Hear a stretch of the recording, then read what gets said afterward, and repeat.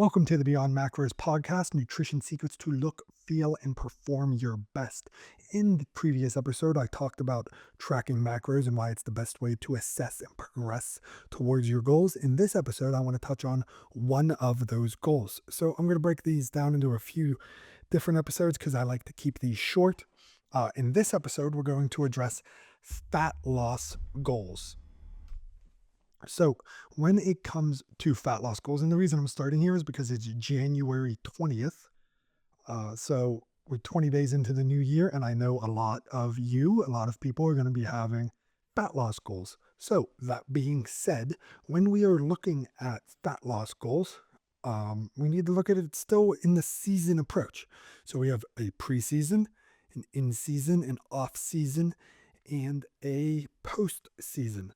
So I'm going to assume most of you are in the in season. So in season just means active pursuit of goals, active pursuit of goals. So when we're looking at it from an active pursuit of goals perspective, you are actively trying to burn fat. You might be actively, no, I'm not going to go there. We're going to keep it on topic of fat loss. So that being said, I can't really start in the preseason, but let's just pretend we are, because there's going to be people that are listening to this in the past, and there's going to be people that that are going to be listening to this in the future. This was recorded in the past, therefore. So what I want to address is that you need to know where you are at before you can know how to get where you are going. Think of it like this. If you are in Florida and you want to get to New York, and I gave you directions from South Dakota to New York.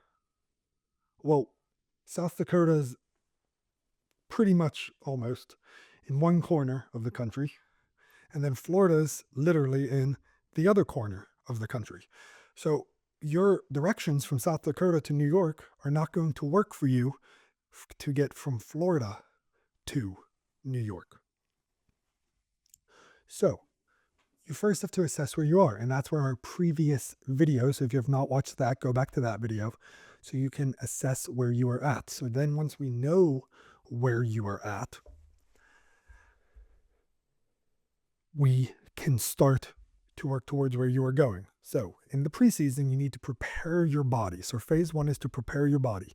You've probably dieted in the past. You've probably bounced around from strategy to strategy. So you need to make sure that your body, your metabolism, is in an appropriate state to burn the fat. So what does that look like?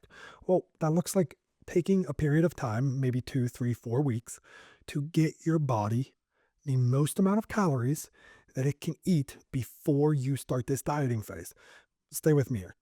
If you start your dieting phase and you are eating, let's say, 1,600 calories. So you just start your diet and you were eating 1,600 calories. So where do you go to start your diet? 1,300 calories? 1,200 calories? And then what happens when your progress stalls? What happens when your progress stalls? Do you cut even more? Now you're eating 900 calories. Do you see how this got out of hand very quickly? So the first thing you need to do is feed your body, get your metabolism and your body to a point higher. So let's say you were eating that 1,600. Let's work up to something like, I have no clue who this hypothetical person I'm talking about here is. Let's work your body up to something like 2,400 calories. That way, when you start your diet, we take away, say, well, easy math, we'll take away 400 calories. So now you're eating 2,000 calories. See how now we have more room to work with as we progress. So step one was to get your calories to an appropriate point to begin your diet. Step two is going to be to set your dieting calories. So now we're going to be entering that in-season phase. So we need to determine what we want to do. We just did that. That's going to be 2,000 calories. Now we need to set, let me grab my phone here. I'm going to need a calculator. Now we need to set your protein target. So let's just pretend this is a 150-pound individual.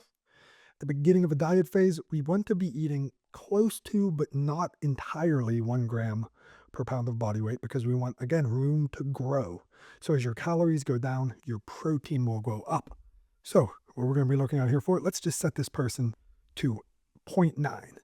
grams per pound of body weight. So that's going to be 135 grams of protein. So we're starting that diet phase. Let's just start it here and leave it at that as we progress through. So we took 3-4 weeks. We worked our calories up to say 2,400. Then we cut them down to 2,000 to start our dieting phase. We're going to eat 135 grams of protein. That's 0.9 grams per pound of body weight. This was a 150-pound individual, for example. And that's going to be your goals right now. You're going to hit 200 grams of calories. You're going to hit 135 grams of protein. And then for the sake of keeping this episode short, we're going to say carbs and fat ratios don't matter. Off the top of my head, let's set, if you want some practical advice at the beginning of a dieting phase, you're probably going to set your fats at about 35-ish% of your daily caloric intake. So I'll just go ahead and do that for you real quick. And that will be about 70-ish, give or take, grams of fat. So then the remaining would come from carbohydrates, and I'll just reverse this math so that we can have this full-blown individual. And I got out of hand here, but that's what happens. No big deal. So we had 700 from that, and then we had 135 times 4 divided by 4. So that leaves 190 grams of fat. So now this of carbs. So this hypothetical individual is eating 2,000 calories from 2,000 calories, 135 grams of protein. Could stop there. You would see great progress there. Or you can take it a step further. Now this individual is eating roughly 75 grams of fat and 190 grams of carbs. So quick recap, 130 protein, 190 carbs, 70 to 75 fat. This made up a 150-pound individual that we know absolutely nothing about. I got out of hand there calculating that, but that's beside the point. Let's keep it moving. So now this individual diets for 3 weeks. Progress stalls. What do? Well, first thing you're going to do is you're going to look at, can you start to work on that ratio? More fats, less carbs, less fats, more carbs. You want maybe a little more protein. Second thing you can do is you can take this individual, which is you, and you can cut maybe 250, 300 calories, see if that steps up the progress. And you'll proceed in this fashion to a point. Definitely don't want to diet for more than really 8 to 12 weeks straight without an extensive diet break. I cap you off at 12 weeks in most case scenarios. But again, you'll just progress in that fashion, throw in diet breaks when you need. And that will be how you would set up your dieting phase. Again, the most important aspect rather, was to put yourself in a place to earn the right to diet by increasing those calories.